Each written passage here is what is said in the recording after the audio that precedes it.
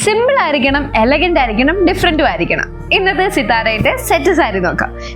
ബോഡിയിൽ ഇതുപോലെ line works വരുന്ന സാരിയാണ്. ഫുൾ ലൈൻ അല്ല, ഇതുപോലെ 5 ലൈൻസ് വെച്ചിട്ട് നല്ല രസമുള്ള സാരി. ഭയങ്കര സോഫ്റ്റ് ആയിട്ടുള്ള സാരിയാണ്. ബോർഡേഴ്സിൽ ഇതുപോലെ കസവ് കൊടുത്തിട്ടുണ്ട്.